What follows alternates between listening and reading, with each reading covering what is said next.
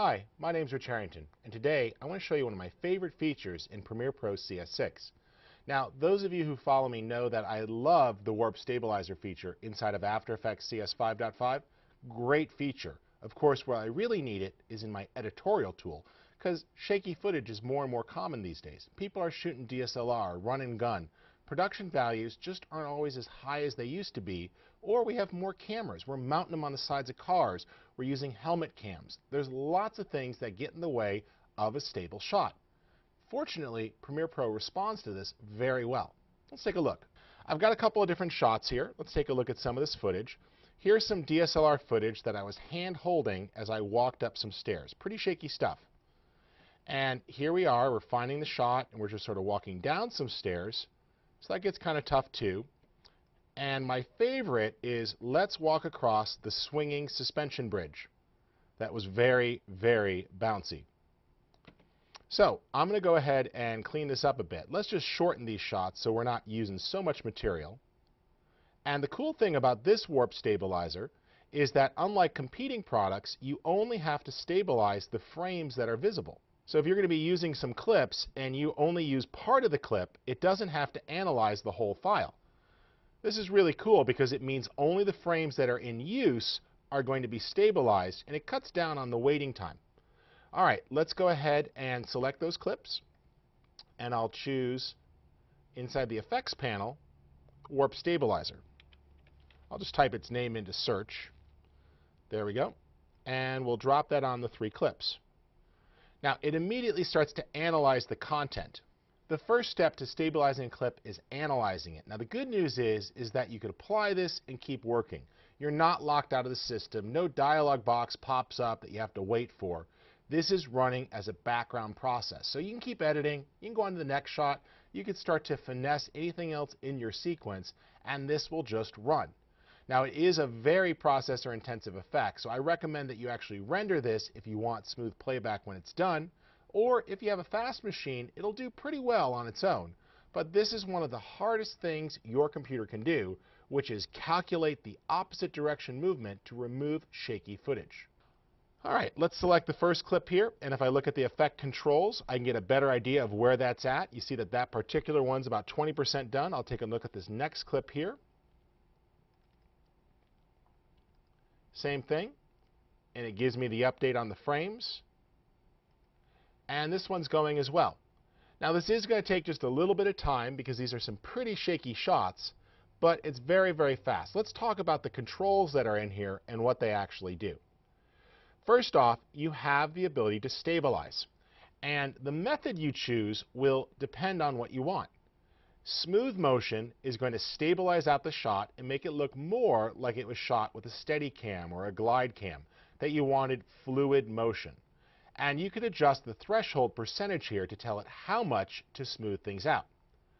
On the other hand, no motion is going to attempt to lock down a shot.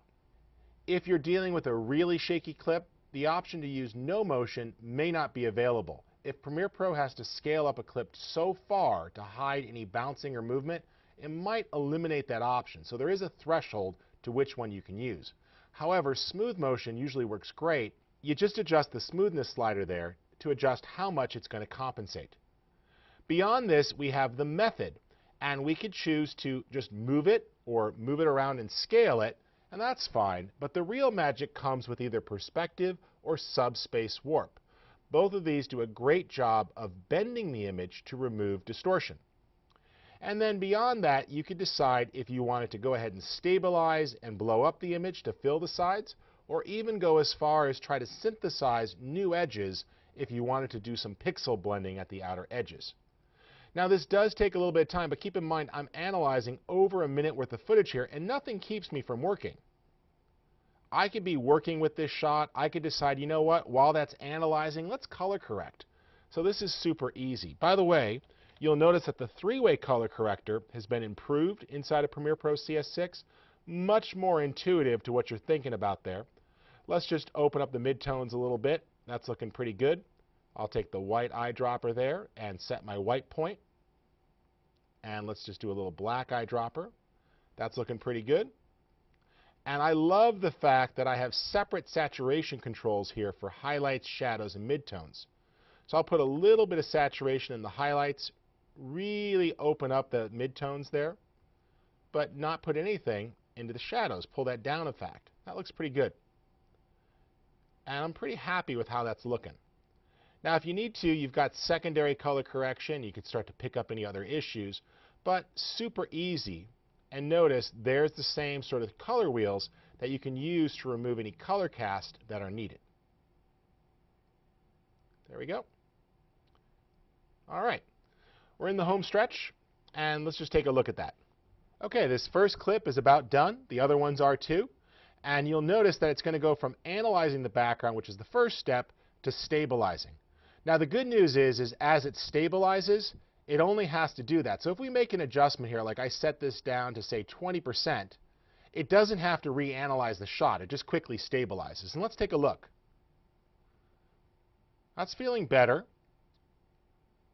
Now, the warping there, because of the extreme motion of moving around, is feeling a little bit jittery. So I'll just take that to perspective only. And let's set that to smoother motion of about 50%, and we'll play that back. That's looking much smoother. Now let me play that back without the effect for comparison here.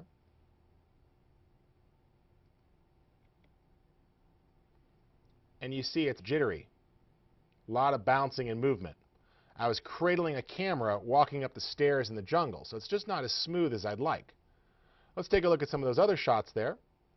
This one's just about done analyzing. 98, 99, done. Great. Color corrections applied. It stabilizes the shot. I'm going to go ahead here with a stabilization method. I'll try no motion. We'll see if we can pull that off. Might not be enough frames. Notice here that it's saying it's going to crop too much. So if I want to see that, I can just tell this to stabilize only. And this is not going to be a no motion type of shot. But look, that's how much stabilization it's doing. If you set that to stabilize only, you get an idea on how hard it's trying to work to track the subjects there. So that's kind of crazy there. So I don't think we're going to do no motion, because that's just a bit extreme. So let's go to smooth motion, and we'll just take that down to about 40% or so. We'll do the subspace warp, and let's see if that looks a little better. That looks pretty good. I'm going to tell that to go ahead and auto crop, and let's see how that looks. Much smoother.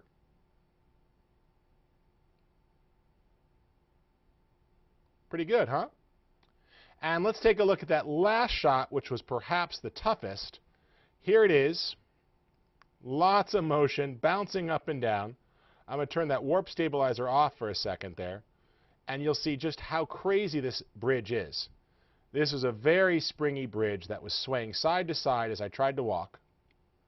And let's stabilize that out. We'll do the smooth motion, and I'll change that to perspective only here. And let's see how it does. Pretty good, huh? Took the shaky bridge and made it stable. You'll notice in the case of this shot here, because there's such extreme motion, there's a little bit of black at the top and the bottom. Premiere gives you the ability to additionally scale the clip up if needed. So if you've done a lot of stabilization and there's a little bit of black on the edges, just use that additional scale property to tweak the shot. And it's going to get a little soft, but it definitely removes some of that problem areas. And look at how that shot just looks so much more stable. So, it's magic. No, it's just awesome. And I love the warp stabilizer. I think it's a great feature that's going to help you out with all sorts of tough footage.